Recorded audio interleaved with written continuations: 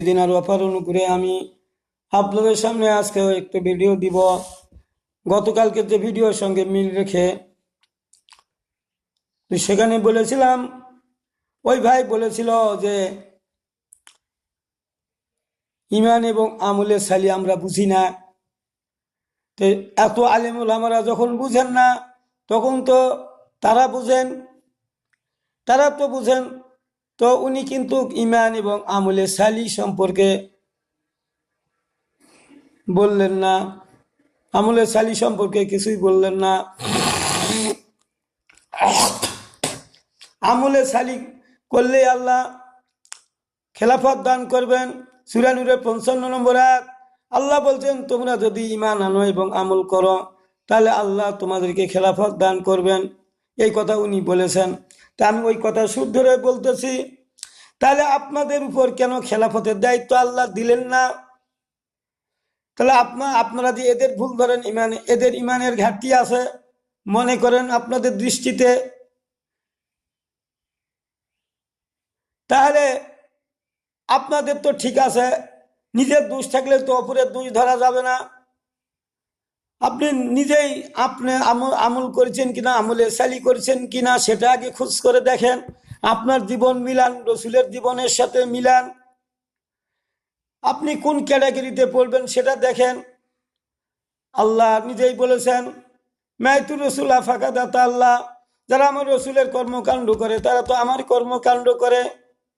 আল্লাহ তো বলছে রসুল আল্লাহর হুকুমের বাইরে কোনো কাজ করেন নাই। তাহলে আল্লাহ নিজেই বললেন, যদি তোমরা রসুলের কর্মকাণ্ডের সাথে নিজের কর্মকাণ্ড মিল করো তাহলে আমি আল্লাহ তোদের ক্ষমা করব, তাদের মাফ করে দিব গুনাহসমূহ। মাফকারীদের মধ্যে আল্লাহ শ্রেষ্ঠতম। তাহলে আল্লাহ তো নিজেই বললেন, কুল ইন কুনতুম তুহিব্বুনাল্লাহ ফাত্তাবিউনি ইয়াগফির লাকুম যুনুবাকুম আল্লাহু গফুরুর রহিম। আল্লাহ তো বলেই দিলেন আমলে সালি কোনটা। যে রসুল তুমি বলে দাও তোমার উম্মতদেরকে, তারা যদি আমাকে ভালোবাসতে চায় তাহলে তারা যেন তোমার কর্মকাণ্ডের অনুসরণ করে, আনুগত্য করে, তাহলে আমি আল্লাহ তাদের ভালোবাসবো এবং গুনাহ খাতা মাফ করে দিব। এটাই তো আমলে সালি। রসুল যা করবে তাই যদি আমরা করি তাহলেই তো আমলে সালি হয়ে গেল, ইমান আনা হয়ে গেল। ইমান না থাকলে তো আপনি আমলে সালি করতে পারবেন না। বিশ্বাসী যদি না থাকে তো এটা কেমনি করবেন? এই জন্য ইমান এবং আমলের সাথে, আমলে সালির সাথে উতপ্রোতভাবে জড়িত। আপনি বললেন এরা বুঝেই না, এরা খালি রাজনীতি নিয়ে বাঁচে না, এরা রাজনীতি নিয়ে বোঝে না, এরা খালি রাজনীতি করে ক্ষমতার লোভে এরা যেতে চায়। এই কথা যে আপনারা বলছেন, আপনি বলছেন, আমি আপনাদের কথার একটু জবাব দিতে চাই। দেখেন আল্লাহ আবার কি বলেন, দেখুন সূরা নেসার 69 নম্বর আয়াত, ওয়া মাই ইউতিল্লাহা ওয়া রাসূলা ফাউলাইকা মাআল্লাযীনা আনআমা আল্লাহু আলাইহিম মিন নবিয়িনা ওয়া সিদ্দিকিনা ওয়া শুহাদা ওয়া সালিহিন ওয়া হাসুনা উলাইকা রফিকা। আল্লাহ কি বলেন দেখেন এখানে, কেউ আল্লাহ ও তার রাসূলের আনুগত্য করলে, আল্লাহ বলছেন কেউ যদি আল্লাহ এবং রসুলের হুকুম মেনে চলে, সে নবীদের, নবী মানে রসুলের, যারা রসুল বলা হয় যারা সার্বভৌমত্বের ক্ষমতা একের আয়ত্তে রহমত স্বরূপ, পৃথিবীর রহমত স্বরূপ। নবী থেকে রসুলগণ একটু বড়, এই জন্য আমাদের নবী ছিল এবং রসুলও ছিলেন। তাহলে নবী সত্যনিষ্ঠ মানুষ, যারা সত্যনিষ্ঠ সাহাবীগণ, শহীদ যারা আল্লাহর পথে যারা শহীদ হয়েছে, এরা হলো আমলে সালির কাজ। যারা আমল করে, ইমান আনে, আমল করে, এরা হলো ইমানের সালি কাজ। আবার আল্লাহ বলছেন সৎকর্ম পরায়ণ যারা ভালো কাজ করে তাদের সাথী হবে যাহাদের প্রতি আল্লাহ অনুগ্রহ করিয়াছেন। কাদের প্রতি আল্লাহ অনুগ্রহ করিয়াছেন? সাহাবীদের প্রতি আল্লাহ অনুগ্রহ করিয়াছেন। সাহাবীদের তাবেঈন যারা ছিল সকলের প্রতি আল্লাহর সন্তুষ্টি ছিল। এদেরকে আল্লাহ ভালোবাসেন। আল্লাহ বলছেন তাহাদের সঙ্গী হইবে। তাহলে এই ধরনের কাজগুলা যদি আমরা করতে পারি, আল্লাহ বলছে নবী সত্যনিষ্ঠ শহীদ সৎকর্ম পরায়ণ যাহাদের প্রতি আল্লাহ অনুগ্রহ করিয়াছেন তাহাদের সঙ্গী হইবে। তা আপনাদের তো আমলে সালি, আপনারা বুঝেন কি? আপনারা তো নামাজ রোজার বাহিরে আসেন না, তাহলে আপনি আমলে সালি কিভাবে করেন? মুত্তাকি আপনি কি হতে পারেন? আল্লাহ এবং রসুলের কোনো হুকুম আহকাম বাদ দিয়ে মুত্তাকি হতে চান? মুত্তাকি হতে পারবেন? বলেন। আল্লাহ এবং রসুলের হুকুম যদি কেউ একটা মানে না, এরা মুত্তাকি হওয়ার কোনো প্রশ্নই ওঠে না। আমলে সালি তো তারাই করবে যারা আল্লাহর আতানা সামিয়ানা, সামিয়ানা আতানা, মানে যা শুনে তাই মেনে নেয়। তা আপনারা যা শুনেন তাই কি মেনে নিতে পারিছেন? আল্লাহ যা বলেন তাই মেনে নিতে পারিছেন? এরাই তো ইমানদার, এরা তো সত্যিকার ইমানের অধিকারী। তা আপনি বললেন যে আমলে সালি, তো ব্যাখ্যা করলেন না। এখানে আবার দেখেন, ইয়া কানা বদুয়া ইয়া কানাস্তাইন, আমরা বলতেছি আল্লাহর কাছে প্রতিদিন, হে আল্লাহ আমরা তোমার ইবাদত করি, তোমার কাছে সাহায্য চাই। আল্লাহ বলেন কি সাহায্য চাই? আমরা তখন বলছি ইহদিনাস সিরাতাল মুস্তাকিম, আমাদেরকে সঠিক সরল পথ দেখিয়ে দাও, সঠিক রাস্তা দেখিয়ে দাও, জান্নাতের পথ দেখিয়ে দাও। আল্লাহর কাছে আমরা প্রতি নামাজের দাবি জানাচ্ছি। আবার আল্লাহর কাছে আরো দাবি জানাচ্ছি, সিরাতাল্লাযীনা আনআমতা আলাইহিম গায়রিল মাগদুবি আলাইহিম ওয়ালাদ-দাল্লিন। আল্লাহর কাছে দাবি জানাচ্ছি, আল্লাহ ওই সমস্ত লোকের পথে আমাদেরকে পরিচালিত করো যাদের প্রতি নিয়ামত দান করেছো, রহমত বর্ষণ করেছো। আর ওই সমস্ত লোকের পথে পরিচালিত করো না যারা পথভ্রষ্ট গুমরাহ হয়েছে। তাহলে আল্লাহর কাছে তো আমরা সূরা ফাতিহার মধ্যে আল্লাহর কাছে দাবি জানাচ্ছি যে সৎকর্ম প্রায়ণ লোকদের এক করো, এটাই তো আমলে সালি। সৎকর্ম প্রায়ণ যারা করে তারাই তো আমলে সালি করে, সব হুকুম মেনে চলে, তারাই তো সত্যনিষ্ঠ, তারা তো শহীদগণের সঙ্গী হবে। শহীদগণ, শহীদের কত মূল্য জানেন? শহীদের কত মূল্য, সেই শহীদের রাস্তায় তো আপনারা নাই। কোন পথে গেলে শহীদ হবে সেই রাস্তা তো বন্ধ করে দিয়েছেন। আপনাদের তো জীবনে এগুলা দেখা যায় না, আর আপনারা বড় বড় কথা বলেন। তাহলে আপনি আমলে সালি করেন, তাহলে আপনাকে আল্লাহ খেলাফত দান করলেন না কেন?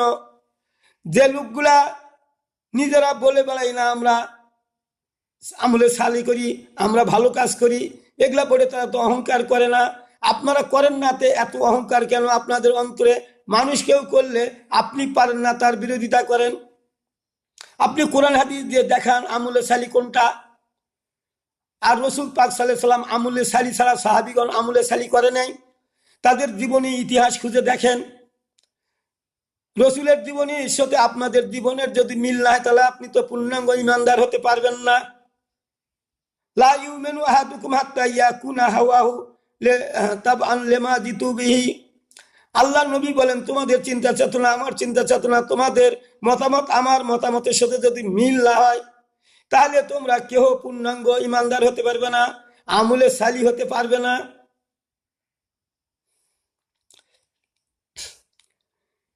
তাহলে আপনারা আমলে সালি করেন, আপনারা তো হুকুমই মানেন না।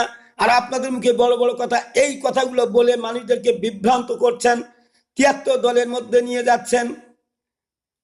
অথচ আল্লাহ রসুলের কর্মকাণ্ডের সাথে, সাহাবীদের কর্মকাণ্ডের সাথে আপনাদের জীবনের কোনো মিল পাওয়া যায় না। নামাজ রোজা করলেই যদি জান্নাত হবে, হ্যাঁ হবে, যদি দ্বিতীয় হিজরির পূর্বের মানুষগুলা হয়, অর্থাৎ 15 রসুল নবুয়ত পাওয়ার 15 বছরের মধ্যে নামাজ রোজা করলেই জান্নাত হয়ে গেছে, একবার কলমা পড়লেই জান্নাত হয়ে গেছে, কুকুর পানি খেলে জান্নাত হয়ে গেছে, প্রতিটা মেয়ে কুকুরকে পানি খাওয়ার পরেই জান্নাত হয়ে গেছে। সেখানে কোনো শরীয়তের বিধিবিধান ছিল না 15 বছর আগে। দ্বিতীয় হিজরির পর থেকেই তো শুরু হয়ে গেল, শরীয়তের বিধানগুলো শুরু হলো। তো আপনারা বলেন আমলে সালি, হারা নাকি বুঝি না, আমরা নাকি বুঝি না, ওই লোকগুলা নাকি বুঝেই না, আপনারাই ভালো বুঝেন। তা আপনারা বুঝেন ভালো, আপনারা খেলাফত আপনাদের আল্লাহ দান করলো না কেন? নিজের ভুল ত্রুটি ধরেন না, মানুষের ভুল ত্রুটি ধরে বেড়ান। এটাই তো রসুল বলেছে, তোমরা গীবত করো না, নিজেকে সংশোধন করো, একের কথা অপরকে লাগিয়ে মানুষের মন ভেঙে দিও না। আপনারা রসুলের জীবনী কোরআন এবং হাদিস থেকে চিন্তা ভাবনা করে নিজের জীবনের সঙ্গে মিলান। মিলে দেখেন আপনার কোরআন এবং হাদিসের কথার সঙ্গে আপনাদের কর্মকাণ্ড মিল আছে কিনা, এটা বিশ্লেষণ ব্যাখ্যা করেন। যদি মিল হয়ে যায় তাহলে আপনি ঈমান হয়ে নিয়েছেন, আমলে সালি করছেন। আর কি কি তাকওয়াবান হবেন, কি হবেন, সবই হবেন। তবে কোনো হুকুম বাদ দিয়ে, ফরজ হুকুম বাদ দিয়ে কোনো আপনার তাকওয়া হওয়ার কোনো সম্ভাবনাই নাই, তাকওয়াবান হওয়ার কোনো সম্ভাবনা নাই। তাহলে আপনারাই বলেন যে এই কথা। তারপরে আপনারা আরো বলেন যে রসুলকে রাষ্ট্র ক্ষমতা দিতে চেয়েছিল, নেন নাই মক্কাতে। এ তো মক্কার ঘটনা। তো মক্কাতে রসুল কেন নিবেন? আল্লাহ তো, রসুল তো আল্লাহর হুকুম ছাড়া কোনো কাজই করেন না, আল্লাহর নির্দেশ ছাড়া কোনো কাজ করেন না রসুল। তাহলে উনি নিজে নিজে কেন, ওরা ওই কাফের মুশরিকরা তাকে ক্ষমতা দিতে চাইলে তিনি নিবেন কেন? কেন নিবেন? আপনারা তো বুদ্ধি কম আছে বলে আমি মনে করি। আপনারা কোরআন পড়ে বুঝেন না, আপনারা তো হাদিস পড়েন বুঝেন না। যেটা সহজগুলা ওগুলা বুঝেন, যেগুলা বিপদগামী হয়ে যায় সেই হাদিসগুলা ভালোভাবে বুঝেন। ওই বেদাত ওটা ভালোভাবে বুঝেন, অন্যগুলা বুঝেন না। অন্য হাদিসগুলা তো দেখেন না, বেদাত কোনটা আর বেদাত কোনটা নয় সেটা তো বুঝেন না। রসুলের সামনে তো কিচ্ছু ছিল না, ঘোড়া গাধা ছাড়া আর কোনো যানবাহন ছিল না। এত যানবাহন হলো সবের নিয়তে আপনি করবেন, সবের নিয়তে রে ভাই, সবের নিয়তে আপনি চলে যান কেন? সবাতে যাচ্ছেন, রেলগাড়ি, মোটর গাড়ি, বাস, রিক্সা, ভ্যানে যাচ্ছেন কেন? এটা বেদাত নয়? রসুল ওইভাবে গেছে, আপনি হাঁটে যাবেন, ঘোড়া চলে যাবেন, উঠে চলে যাবেন, তো এগুলা চলেন কেন? সবের নিয়তে যাচ্ছেন না আপনি? ওটা ওই যে সবার জানছেন তো, সব নিয়তে যাচ্ছেন, তো সবার নেওয়ার জন্য আপনি বাহনে চড়ছেন, তাড়াতাড়ি যেন পৌঁছাতে পারেন। এটা বেদাত নয়? এই যে মোবাইল হয়ে গেছে, এখন আর চিঠিপত্র পাঠাতে হয় না, সঙ্গে সঙ্গে সৌদি সারা বিশ্ব থেকে খবর নেওয়া যাচ্ছে। এটা সবের নিয়তে নয়? আপনি একটা প্রোগ্রাম করবার যাবেন, সবের নিয়তে যাবেন না? তা আপনি এটা তো সাহায্য নিলেন, মোবাইলের সাহায্য নিলেন, খালি বেদাত বেদাত নিয়ে চিল্লাচিল্লি করেন। তো এটা করেন কেন? তখন রসুলের সময় এই সমস্ত জিনিসগুলো ছিল না। এগুলা ছিল না, না থাকার কারণে এগুলার হাদিসগুলো আসে নাই, এগুলা কিয়াস করতে হয়েছে, এক করতে হয়েছে। তা আপনি যদি রসুল যা করছে তাই করেন, মুখ দিয়ে বলেন, তাহলে করেন না কেন এগুলা? কেন গাড়ি ঘোড়া চড়েন? ঘোড়া কিনেন, ঘোড়া কিনে ঘোড়াতে চড়ে বেড়ান, তাহলে বুঝবেন যে হ্যাঁ ঠিক আছে।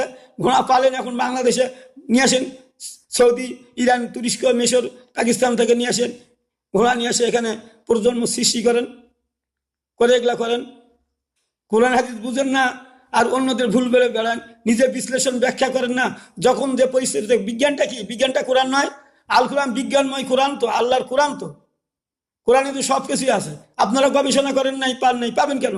আপনারা তো সব নেওয়ার নিয়তে পড়েন, কোরআন শরীফ তো সব নেওয়ার নিয়তে পড়েন, একটা হরফে 10 নাকি, এই চিন্তা চেতনায় তো কোরআন পড়েন। তা আপনারা তো এগুলো পাওয়ার কথা নয়।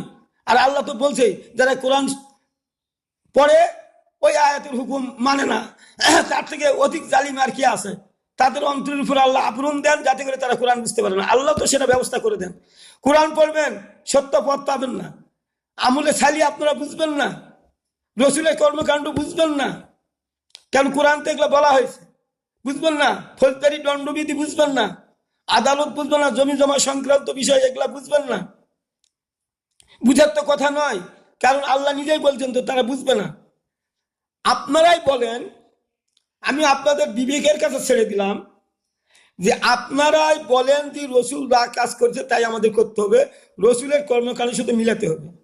তাহলে আপনি সহজগুলা মানার জন্য গ্রহণ করলেন, কঠিনগুলাকে এড়িয়ে গেলেন কেন?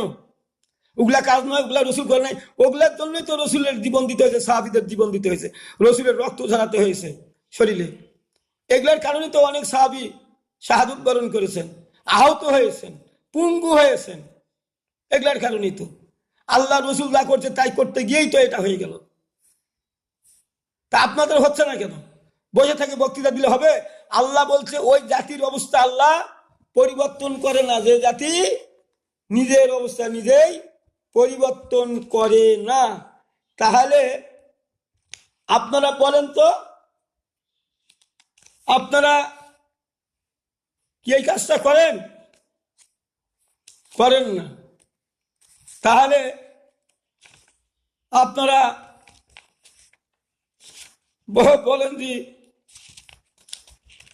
নামাজ রোজা করলে হবে, এগুলা করা বেদাত, এটা করা বেদাত, ওটা করা এক। আমলে সালি সম্পর্কে আপনারা বুঝেন না, করেন না।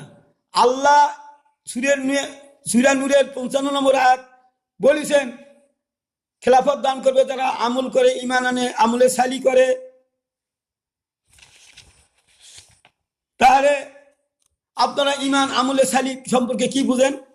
আল্লাহ ফির বলছে যে ওই জাতির অবস্থা আমি পরিবর্তন করি না, যে জাতি নিজের অবস্থা নিজেই পরিবর্তন করে। তাহলে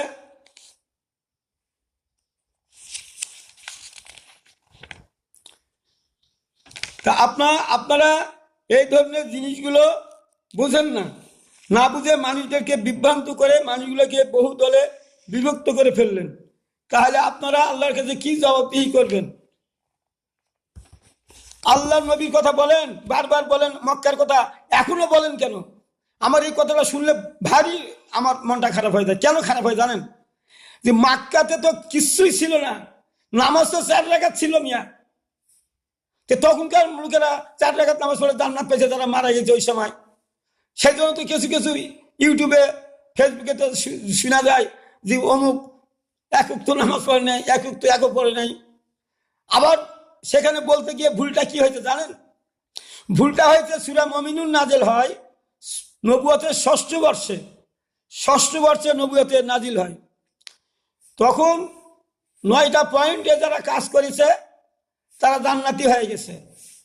নামাজ পড়ছে, আমল করছে, আমলে সালি করছে, তারপরে অন্য স্ত্রীদের দিকে তাকাই নাই, নিজ স্ত্রী ছাড়া দান খয়রাত করছে, আমানতের খিয়ানত করে নাই। এগুলা কথা বলা যায়, এই কাজটা করলে তারা জান্নাতি। আর ওইটাই তো আপনারা ধরে আসেন যে কোথায় তো জান্নাতি। বুঝবেন না ওখানে নামাজ কয় রাকাত ছিল? যখন 6ষ্ঠ হিজরিতে নামাজ, নবুয়তের 6ষ্ঠ বর্ষে যখন ওই আয়াত নাজিল হলো, তখন এটা কোন আয়াত? মাক্কি আয়াত। আর খাদিজা মারা গেল কত? 10ম হিজরি রমজান মাসে। আর 4 রাকাত নামাজ ফরজ হলো কখন? ওই যে সূরা মুমিনুনের থেকে শুরু করে। তাহলে 4 রাকাত নামাজ তো পড়েছে, নামাজই পড়ে নাই, এ কথা বলাটা ভুল হয় নাই?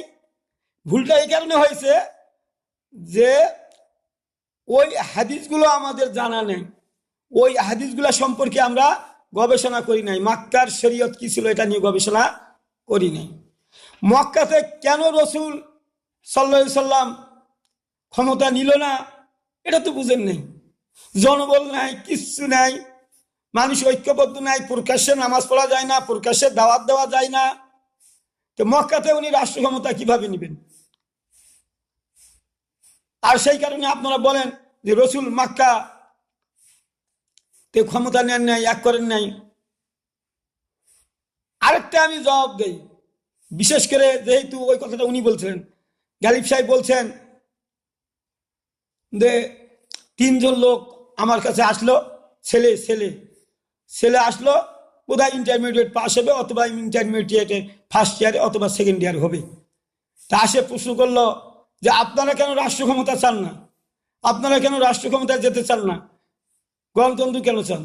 তো উনি উদাহরণ দিয়ে তাদেরকে বুঝাইলেন যে যখন মক্কাতে দাওয়াত দিলেন, কলমার দাওয়াত দিলেন, কুলু লা ইলাহা ইল্লাল্লাহু লা তুফলিহুন, আল্লাহ ছাড়া কোনো মাবুদ নাই, এলা নাই, যাগুলোর অর্থ উনি করেন নাই, না করে এটাই বুঝাইছেন যে তারা কাফেরেরা, মুশরিকেরা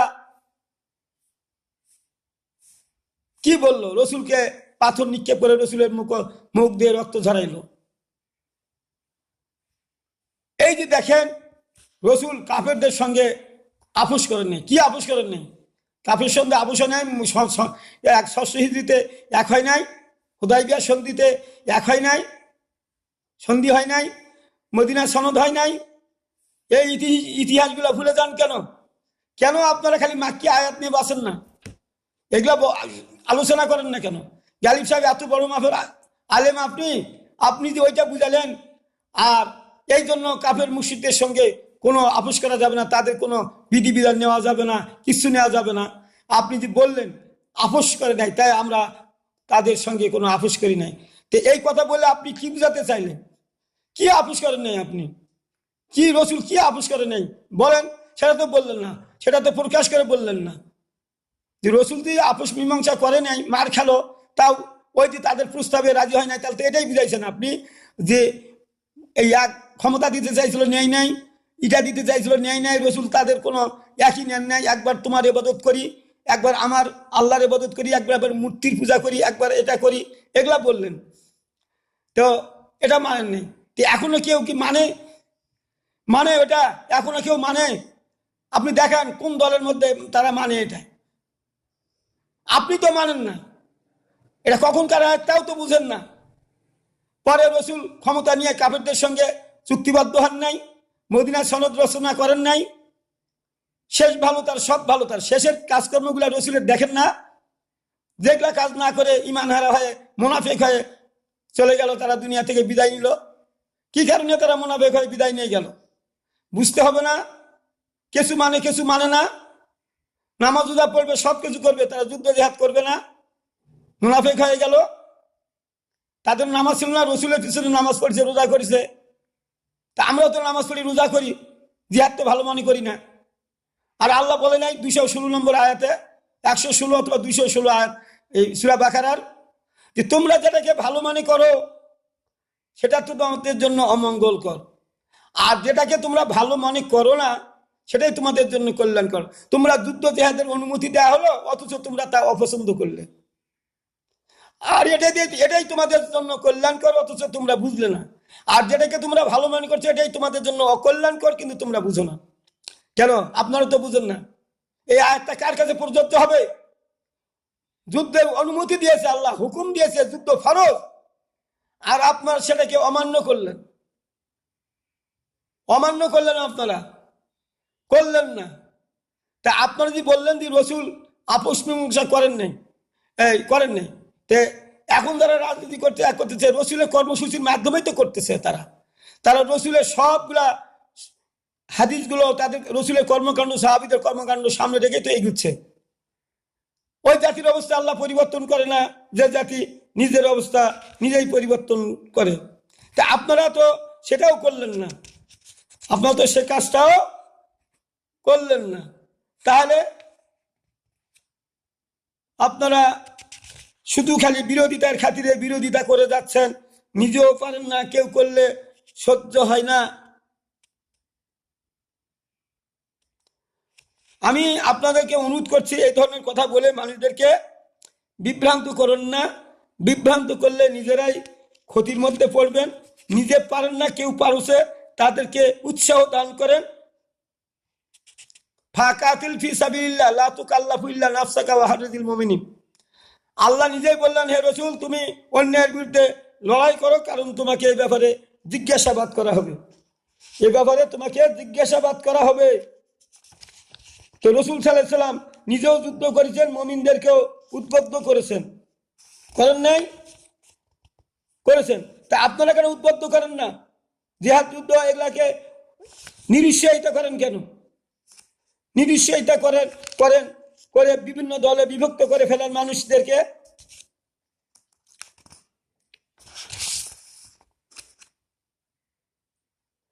এই যে একটা হাদিস পেলাম, হাদিসটাতে বলা হচ্ছে, আনাবি হুরায়রা ক্বালা মান আতানি দাখালাল জান্নাত ওয়া মান আসানি ফাকাত আবি। যারা রসুলের কর্মকাণ্ড করলো তারা জান্নাতে প্রবেশ করলো, যারা রসুলের কর্মকাণ্ড করলো না, অবিশ্বাস করলো, তারা রসুলকে অস্বীকার করলো। এখন আমার কথা শুনেন, আমি এখন শেষ করে দিচ্ছি। সেটা হলো এই বলে যে আপনারা শুধু নামাজ রোজার বাহিরে যান না, তাহলে নামাজ রোজা যদি বাহিরে না যান, তাহলে যুদ্ধ জিহাদের কথা আসবে না। যুদ্ধ জিহাদের কথা আসবে না, আল্লাহর আইন, ফৌজদারি দণ্ডবিধি কিচ্ছু আসবে না, কিচ্ছু আসবে না। ওগুলার আসার কোনো প্রশ্নই ওঠে না। কারণ এইখান থেকে তো সিলেবাস টানানো হয়েছে, আপনাদের সিলেবাসগুলো তো এটার উপরেই টানানো হয়েছে, এবং নামাজ রোজার উপরই হয়েছে, এবং শিরক বিদআতের উপরেই টানানো হয়েছে। অথচ মাদানী সূরাগুলোর উপর কোনো আপনাদের দখল নেই। আর এগুলাই রসুলের জীবনের শেষ কাজ ছিল। এই কাজগুলা করতে গিয়েই রসুলকে যুদ্ধ জিহাদ করতে হয়েছে, কাফেররা খেপে গিয়েছে। তাহলে আপনারা দাওয়াত দেন, কাফের মুশরিকেরা খেপে না, দাওয়াত দেয় আপনাদের। যারা শরিয়া আইন চায় না তাদের সঙ্গে গোপনে মিটিং করেন, তাদের দিকে সমর্থন দেন। কেউ যদি প্রশ্ন করে আপনাদেরকে এবার ভোট কাকে দিবেন, বুঝেন না আমরা কাকে ভোট দিব, বুঝেন না, বলতে হবে। তা আপনারা, আমিও বলি আপনারা কেন বুঝেন না? আল্লাহর জমিনে আল্লাহ দিন কায়েম করতে হবে, এটা বুঝেন না কেন? বুঝেন না কেন? আমরা তো বুঝি আপনারা ভোট দিয়েছেন হলো ওই সমস্ত লোকদেরকে যারা ক্ষমতায় থাকে, তাদেরকে আপনারা সমর্থন করেন। আপনাদের সমর্থন তো যারা আল্লাহর আইন চায় না, ফৌজদারি দণ্ডবিধি চায় না, তাদেরকে তো সমর্থন করেন। আল্লাহর কাছে কি জবাবদিহি করবেন বলেন? নিজেরাও পারেন না, যারা পারে তাদের বিরোধিতা করেন। আর তখন কি বেদাত নিয়ে আসেন? বেদাত, এই কোন বেদাতটা করলো? কি বেদাতি করলো? যে ইসলামী দলগুলা করতেছে, সবাই কি বলতেছি না, কিছু দল যেটা জামাত ইসলামী বাংলাদেশ জামাত ইসলামী, এরা তো করতেছে। বেদাত কোনটা করতেছে দেখান। আপনি যখন তাদের সঙ্গে, তারা আল্লাহর আইন চায় না, তাদের সঙ্গে মিটিং করেন, গোপনে বৈঠক করেন, তাদের লোকদেরকে, আপনাদের লোকদেরকে বলেন তাদেরকে সমর্থন করেন, ভোট দেন, সেটা আপনার বেদাত হয় না। বেদাত এরা যখন ইসলামী আন্দোলন করার খাতিরে বিভিন্ন জনের সঙ্গে বসতে হয়, এগুলা বেদাত হয় না। আপনারা বললে কোনো বেদাত হয় না। রসুল বসে নাই তাদের সঙ্গে নিয়ে? মদিনা শরীফ কিভাবে রচিত হয়েছিল, তাদেরকে নিয়ে আলাপ আলোচনা করতে হয় নাই? তা আপনি এদেশে আল্লাহর আইন প্রতিষ্ঠা করবেন, কায়েম করবেন, এগুলা মানুষদেরকে বুঝাতে হবে না? তাদের সঙ্গে মিলেমিশে কাজ করতে হবে না? তাদেরকে বুঝাতে হবে না? আপনারা বুঝান, বরং আপনারা বিরোধিতা করেন, বলে গণতন্ত্র হারাম, গণতন্ত্র হারাম। এই গণতন্ত্র হারাম দিয়ে একটা হাদিস দেখান রসুলের। গণতন্ত্রই বোঝেন না, আপনার গণতন্ত্রই তো বোঝেন না, মতামতই বোঝেন না, ভোটই বোঝেন না। আপনারা এগুলা বলে মানুষদেরকে বিভ্রান্ত করেন না ভাই, নিজের ক্ষতি নিজে করেন না। আল্লাহ বলছে ওই জাতির অবস্থা আল্লাহ পরিবর্তন করে না, যে জাতি নিজের অবস্থা নিজেই পরিবর্তন করেন। এই জন্য বাংলাদেশ জামাত ইসলামী এদেশে রসুলের কর্মকাণ্ডকে বাস্তবায়ন করতে গিয়েই এই কাজগুলা হচ্ছে। গণতন্ত্রকে মেনে নিতে হচ্ছে, সবকে মেনে নিতে হচ্ছে, এগুলা নিতে হবে, এগুলা বাধ্য। না হলে আপনি ক্ষমতা কিভাবে যাবেন? আপনি এভাবে কথা বলে যাচ্ছেন, নামাজের কথা বলে যাচ্ছেন, খেলাফতের কথা বলে যাচ্ছেন, আপনিও মরে যাবেন। আপনার ছেলেরা আসে একই নিয়মে বলবে, এইভাবে করতে করতে কিয়ামত আসবে, বাস্তবায়ন হবে না। কারণ আপনাদের তো ম্যানিফেস্টোই তো নেই।